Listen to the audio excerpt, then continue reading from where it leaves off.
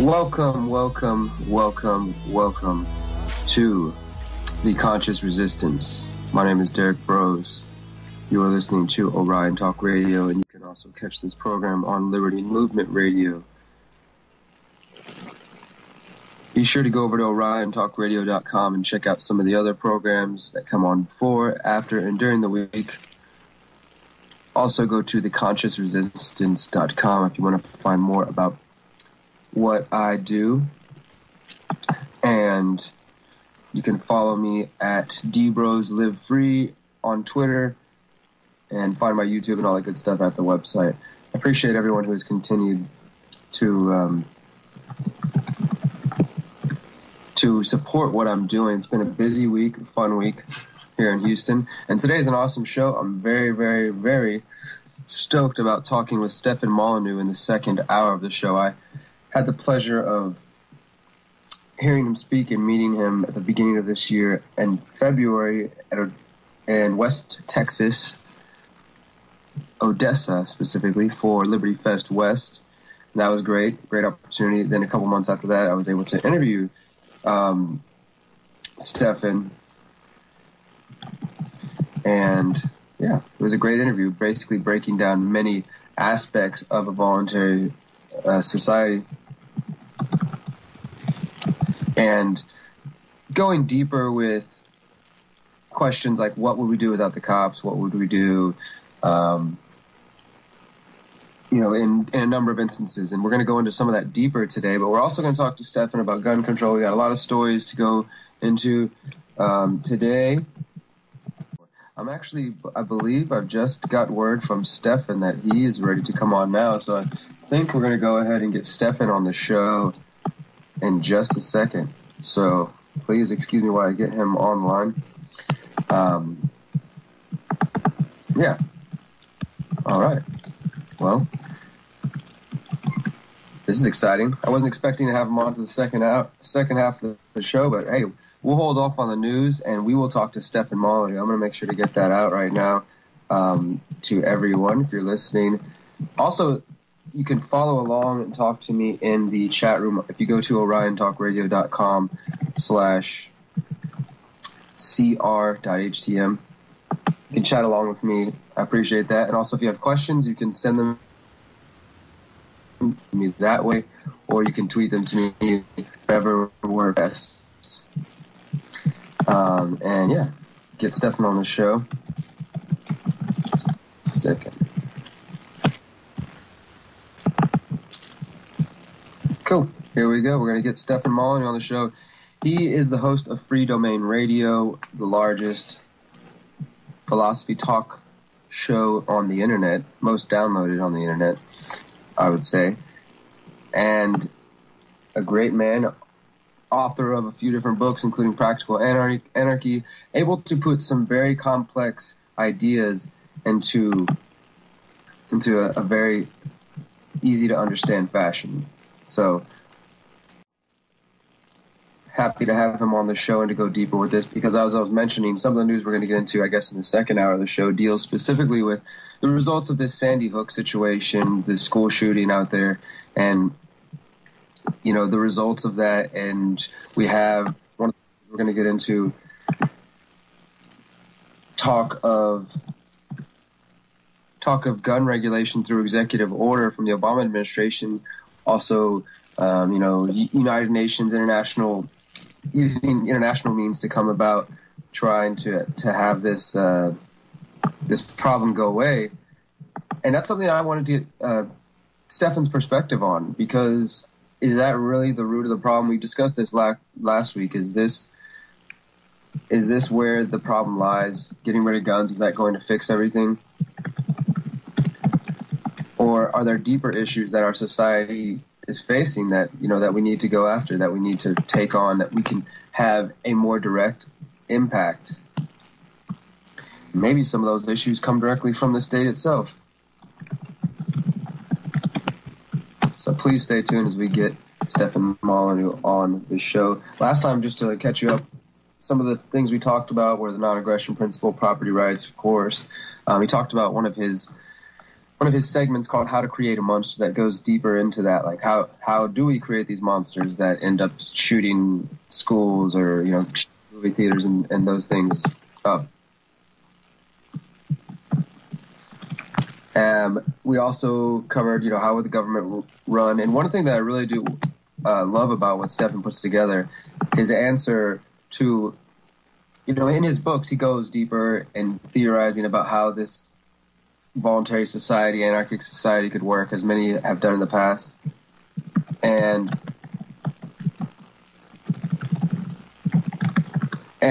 what he says, though, what Stefan's answer is, because he does postulate some ideas about, okay, this could work, this might work this way. Of course, it's all theoretical until we actually live it. But one of the important things he says, it doesn't matter what we would do without the government. How would the government run? How, we can figure these things out when we get there, because what we do know is that government is force, and force is immoral. And one of the things he said as well is that that's like asking, what will we do without slaves? How will we pick cotton without the slaves? It doesn't matter, because slavery is immoral. We know that. We recognize that. We see that. We don't need the government, the state, or a law, a statute, regulation, or code to tell us that and to inform us that, hey, it's wrong to hold another human being as a slave.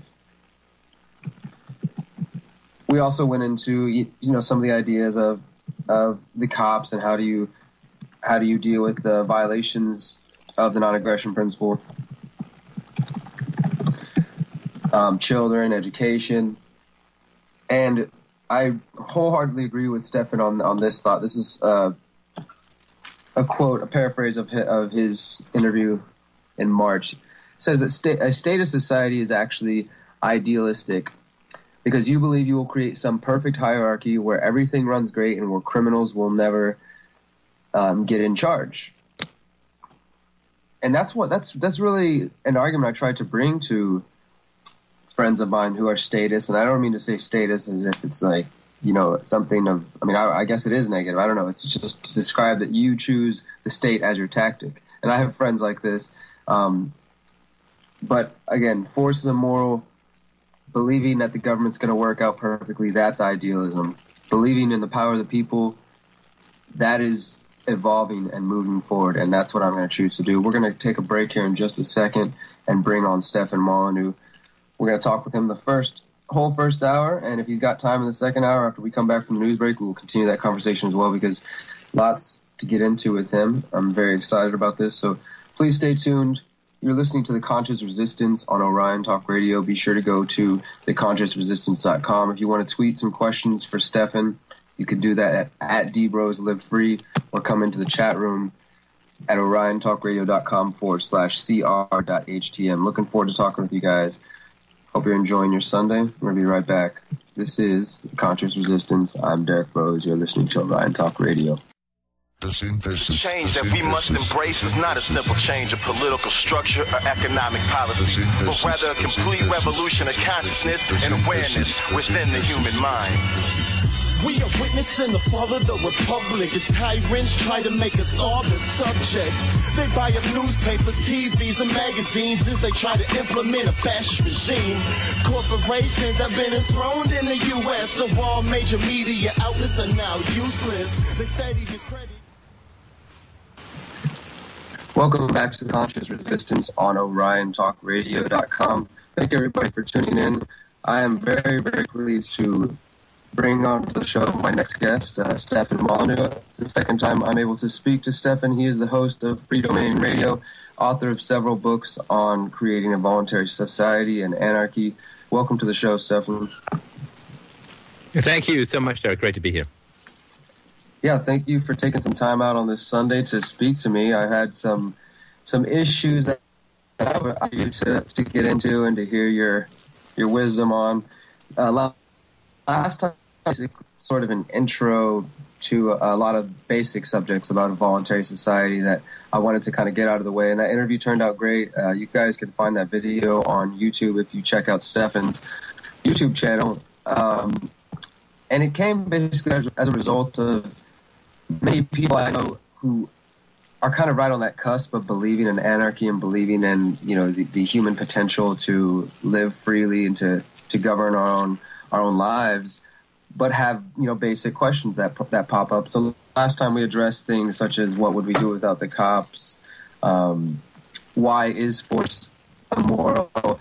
Violations of the non-aggression principle and things like that. And I appreciate you taking the time out to do that, because I know some of those questions seem like they are very basic. They're the beginning philosophy and beginning thought when it comes to creating a voluntary society. So today I want to do a little bit more of that and go deep with that with you, if you don't mind. Sure. Would you like some more details about how sort of governmental services can be provided in the absence of a government? Yeah, well, I have a friend who had some pretty good questions that I've been reading myself and developing my own ideas. One of the areas that I guess we can start into before we get into the bigger topic of gun control, which is, of course, really hot right now, it deals with environmental questions. I've read several different essays from people who call themselves libertarians but still propose some type of basic minarchist government regulation and where it pertains to the environment. But I still believe that we can find solutions, and I've talked with others and even came up with my own solutions in this area where we could have communities and building ways where it would no longer be and it wouldn't be incentivized for companies to pollute in communities. So I would like for you to go deeper into how you feel the environment would be handled specifically and creating a voluntary society, and as we phase out government. Sure. Well, there's a couple of things I think that are important to understand about environmentalism. First, of course, is that the government is by far the biggest polluter in the world. Government facilities are notoriously polluted. Army facilities are notoriously polluted. And if you count things like depleted uranium, which they've left scattered over vast portions of the Middle East, there's a huge amount of toxicity that governments have contributed or produced within the world. Government management of resources tends to be really bad. So, for instance, here in Canada, there was a 400-year cod fishery until the government began upping quotas to gain political points and votes, and then it just completely wiped it out within a few years. There is significant problems with the fantasy that government is going to be a great and effective steward of environmental resources. That list kind of goes on and on. So the best way to make the environment safer and cleaner, which I think we all want, is to recognize that moving things from the public sphere to the private sphere is the best way to achieve long-term efficiency and cleanliness. So any industrial process that produces waste is wasteful. And so ideally you want to find a way to recycle the waste. That's all going to occur in the private sector as people sort of will bid up the waste. If the waste can't be recycled, at least under current technology, then you really want companies to be responsible for the effluents that they dump out into the air and the water and the ground. What happens in many places is the government gives permits, which is basically a license to pollute, and that is really quite disastrous for what goes on around them. So you want to sort of minimize that. The best way to do that is to have things privately owned, have beaches privately owned, have forests privately owned, have waterways and rivers privately owned. Then you have people who will put a bid in for these resources. So let's say I want to go buy part of a river.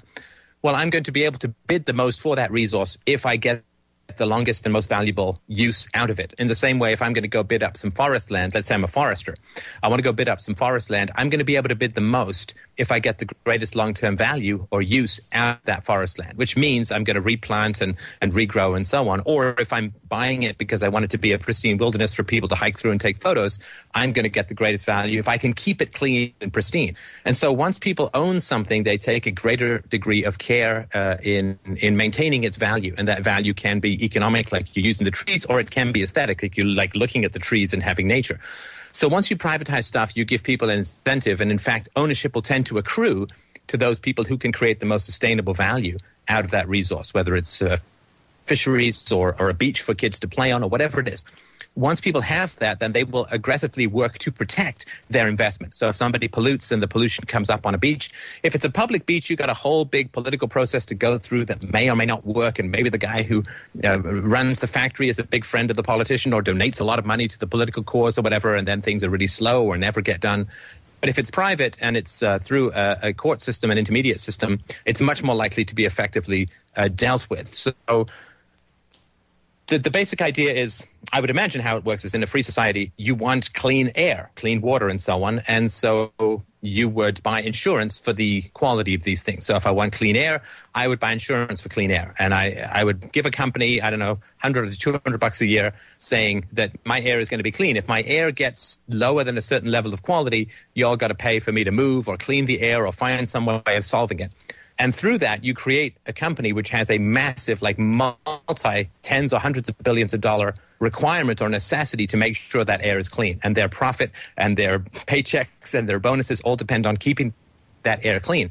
That's a motive that we know works historically. Political motives are very sketchy and very hard to reproduce, even if they work temporarily.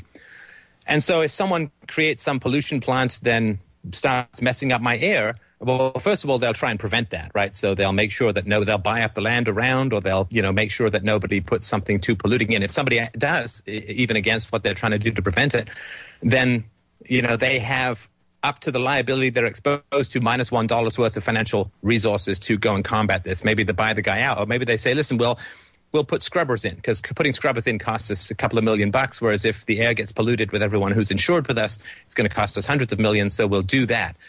And so you get this interweaving system of private ownership and profit incentives that is the best way to ensure that the air and the water and the ground stays clean, and that there's no substitute for that financial self-interest. There's no magical third-party wand of perfect altruism that is going to make bureaucrats care more than people do about their own property. So expecting the government to solve pollution in the long term is like waiting for people to put oil changes in their rental cars. It's simply not going to happen. Once you own something, you take care of it. That's the best way to ensure it. I agree with you, and that's interesting that you said that it is an altruism. I think that some environmentalists come across that they believe that magically the politicians, the bureaucrats are all of a sudden, like you said, going to start caring about the environment more than their paycheck or more than the things that incentivize them at this point. So instead, empower people by giving them control of their resources and of their areas and privatizing it that way and encouraging them that way. There's this funny thing where people say, well, you see, the evil, greedy capitalists, they just want to make money, and they just want to have power, they want to have control, and so on. And they sort of divide into the sort of greedy, evil capitalists. Oh, sorry, we'll be right back. We'll be right back. Thank you guys for tuning in. We'll be right back with Stefan Molyneux. Stefan, one other issue that I'd like your thought on, and maybe you feel the same as you do when it just comes to environmental legislation and things of that sort. But the issue of genetically modified organisms, genetically modified foods, this is one area where I've seen a split between libertarians and anarchists who say, hey, maybe this is the exception because the technology of genetically modifying food could be so dangerous and could infect the rest of the world's food supply, so we must have some type of legislation or some type of state to enforce this. Your thoughts on that? Well, everybody has an area where somehow the use of hierarchical power seems justified. For some people, it's like, well, we can't have roads. For other people, it's the education of the poor. For other people, it's making sure that sick people get health care. There's some area where the principle weakens, and it's harder for people to have integrity and remain consistent in those areas. I have them, you have them, we all have them, but unfortunately, or fortunately perhaps, the principle is the principle. As far as genetically modified foods go, I have no idea. I'm certainly no expert in this area. I know very little about it. I do know this, though, that I think that if people have a concern about genetically modified food, then they would petition their food growers to tell them whether the food was genetically modified or not. And that would be a contract. So if people needed to have that labeling, if they wanted to have that labeling, then they would have that labeling. And if they didn't care about it, then it probably wouldn't happen. Or maybe there'd be places on the internet you could go to look up stuff, or there'd be independent labs who would test it, and maybe you'd subscribe to that to find out what was and what wasn't genetically modified. And you would assume, of course, that there would be third parties like the Better Business Bureau, or it doesn't even have to be third parties. It can be a third-party infrastructure like eBay with the rating system, or PayPal with the dispute resolution system, or Visa with the sort of mediation system between disputes. But there would be someone who would say, I am going to stake my reputation on ensuring to you that the food is of quality, the quality, safe food.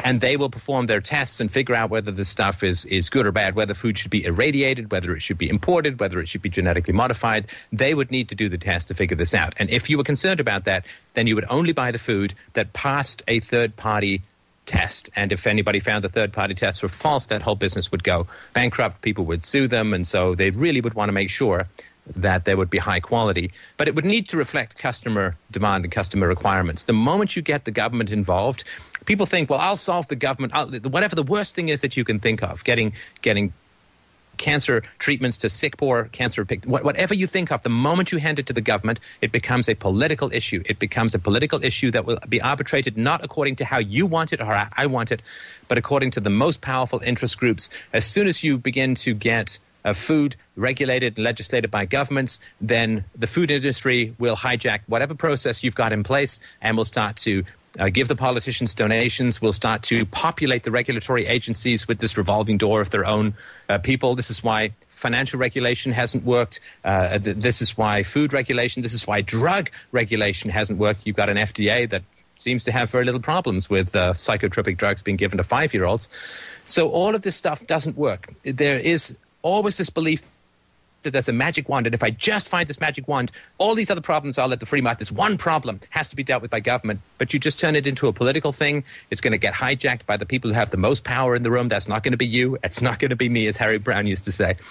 And so you have to resist that desire. There is no magic gun that you can pull that's going to make things better. You have to stick to the principles that the non-initiation of force is the value. The moment you have a government, it's going to be taken over by the rich and the powerful and used to their own ends at the expense of everyone else. And we simply can't allow it as a principle.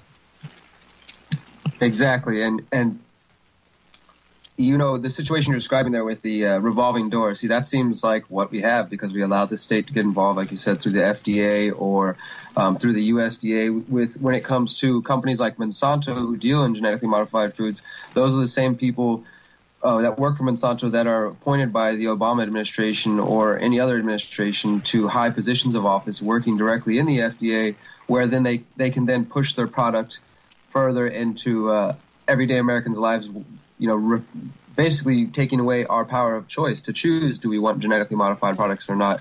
Now, one issue, though, that comes in where genetically modified foods they travel very easily through cross-pollination. So you can have an instance where you choose to not grow genetically modified foods and you deal with institutions that do not do that, but your neighbor has chosen to grow genetically modified products. So when it cross-pollinates, it overtakes your traditionally grown crop, and at that point becomes a property rights violation. How would that be handled? Well, I mean, I don't know. I mean, you're sort of asking how will property rights be dealt with in 100 years? That's like asking someone near the end of slavery, how will food be harvested in 100 years? I mean, nobody knows. Nobody knows. You could put little markers on the crops and you could see if they're going to blow over. I would imagine that if you wanted genetically modified foods and there was a market for it and other people didn't, then the people would simply have to move. One of them would have to buy out the other so that there wouldn't be any cross-pollination if you were going to guarantee that then there was no genetically modified stuff in your foods. If people wanted it, of course, if it turned out to be really bad, then people would just not buy it. I mean, if the genetically modified foods turned out to be bad, people would stop buying it. I mean, people freaked out about BPA. Is this sort of additive in baby bottles? Turns out it's no harm at all, but people freaked out about it. And the first thing the manufacturers did before the government did anything was say, no BPA in our baby bottles, even though it didn't turn out to be bad at all. And then so consumers dictated that. And then I don't know what the government did, but it doesn't really matter. So there's tons of different ways in which you could keep these things separate, how it would actually work from a physical level, I mean, who knows what's going to be possible in 50 or 100 years. Definitely, yeah, I do agree with you on that. I think it's just interesting just for us to kind of, like you said before, you have books where you go deeper into these questions. I do have a question that was just tweeted to me by the same friend that is just refusing to believe that people can exist without the state. I'm going to get it to you. We're going to cut to a break in just a few minutes, but I want to get the question to you and maybe get you get started on it. But he says, in a voluntary society, how are individuals and this is funny. How are individuals protected from abuse and fraud from corporations that are willing to step over others to maximize profits? Well, at the moment in a statist society, how are voters protected from politicians who don't keep their promises?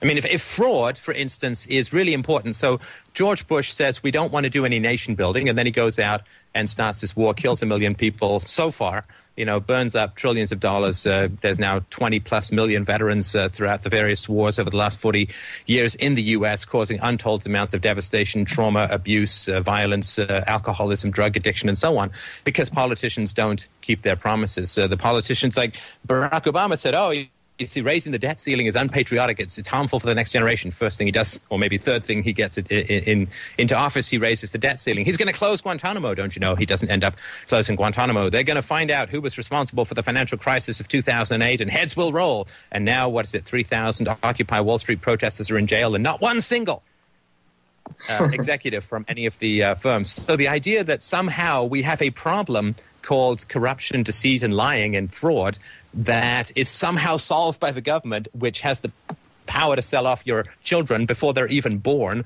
has the power to run up debts on your behalf, has the power to start wars, pass laws, kidnap you virtually at will, make up whatever they want. 90% of convictions in the court system are based upon plea bargains, which is basically bribing people with a few years of freedom off the sentence. And so the idea that if we're looking at fraud and deception and negative consequences of that, the idea that we're worried about some future private enterprise that has no army, that has no police force, that has no legislation, that can't print its own money the way the Federal Reserve can, that can't type whatever it wants into its own bank account, can't sell off your children, I think I'll take my chances with the local grocery store, and I think I'll find a way to let go of the warmongering, debt-enslaving politicians. I 100% agree with you. This is something that I've gone back and forth with a few of my friends, and their response is the corporations will take over, the corporations will go mad. They don't care about you. They will buy up the land around you. They'll buy up all your resources, et cetera, et cetera. And I think that really it is like you made the point of the Federal Reserve being able to print money. The corporations do not have that power. The corporations and the state working together are allowed to become what they have now. And we have to find a way to deal with that. We're going to be back in just a few moments. You're listening to The Conscious Resistance on Orion Talk Radio. We've been talking with Stefan Molyneux of Freedomain Radio. We'll be right back.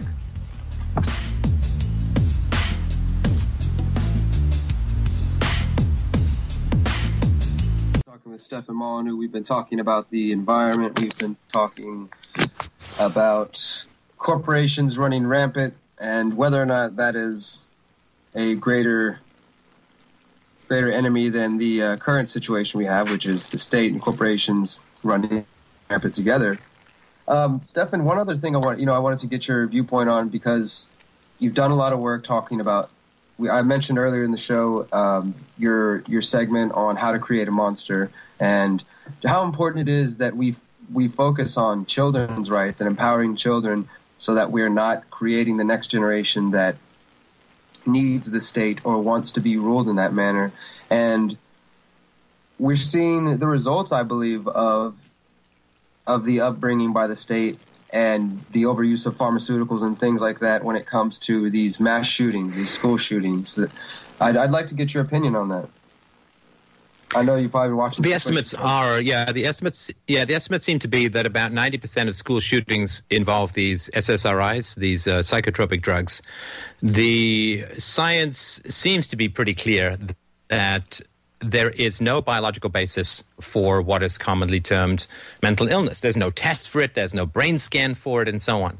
And so these drugs that are being given to treat a metaphor. It's like an antidote to being starstruck. It's a metaphor. These mental illnesses, there's no biological basis in reality.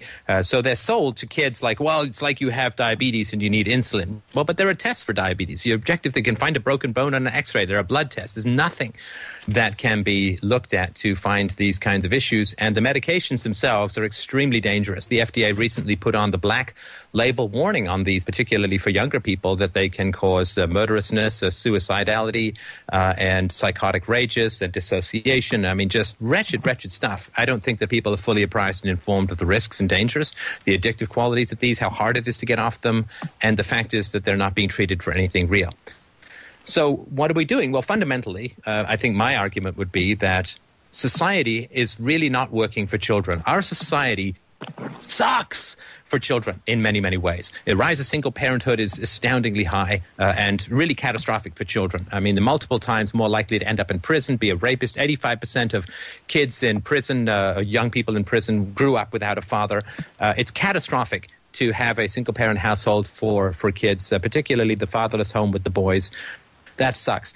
Education, particularly for boys, has gotten worse and worse over the years. There was this weird panic about, we got to change education to take care of girls. Turns out the studies were all nonsense, but this is what changes anyway. So education has gotten even worse for kids.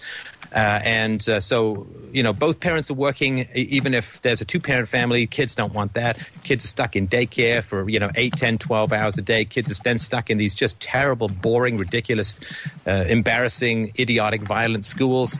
And so childhood is really not working in the late empire phase of the existing status system. And so what do? Do we change the system to be more accommodating to children? By God, no. Why would we ever do something like that? Let's drug them in the same way that they drugged Soviet dissidents who didn't seem to get along with totalitarian communism. So we need to stop all of that. I mean, just even within our own minds, we need to stop that. And we need to say, if we were to design the perfect society, imagine that we could, what would we do first and foremost? The first and foremost thing we'd need to do is look at the science and say, what do children need most? What is most beneficial for children? What's most beneficial for children is a stable two-parent household. What's most beneficial to children is lots of time with one or both primary caregivers. What's most beneficial for children is to not be spanked, to not be aggressed against, to not be scared, to not be bullied, to not be assaulted in any way, shape, or form, since that shaves off IQ points, creates emotional disorders, creates social rebellion, what is called oppositional defiant disorder, which is basically a slave rebellion. And we would try to avoid frightening them with superstitious tales of you're going to go to hell if you don't obey the guy in the funny tea-cozy gold hat. If you don't obey, Liberace on the Pope-mobile, you're going to go to hell. We would want to not frighten them with that kind of stuff. And we would really organize society and the way that we live around what is most beneficial for children. And science is very clear about what is most beneficial for children, and we're not doing it. Because children have no voice. Children have no power in a status system in particularly. They don't vote. What is it the head of the teachers union in the U.S. said? I'll start representing the interests of the children when children stop paying union dues. Well, that is, politicians will start representing the interests of children when children start voting, which they're not going to. So we have a society that is specifically designed, in a sense, to exploit children, to ignore their needs, to profit from their exploitation. Public school teachers are the new factory owners of the 19th century, except with even less voluntarism in the modern schema. They basically hold kids hostage and go on strike in return for more money from those children in the future when they grow up and have to pay all the taxes to fund the deficit. So we expect children to adapt to our crazy, insane, messed up society rather than expecting our society to adapt to the legitimate scientific objective needs of children, and that will be to our cost increasingly over time. Exactly. And the medicine that Adam Lanza, the Sandy Hook shooting, the child who's been accused of that, was Fanapt, another pharmaceutical that has a sordid history. Like you said, the side effects are often worse than the problem they're trying to band-aid with these pharmaceuticals. And in the last interview, we talked about being forward-thinking and recognizing that, like the abolitionist movement and other movements, that it's taken about 100 to 150 years to really get things to change in this manner.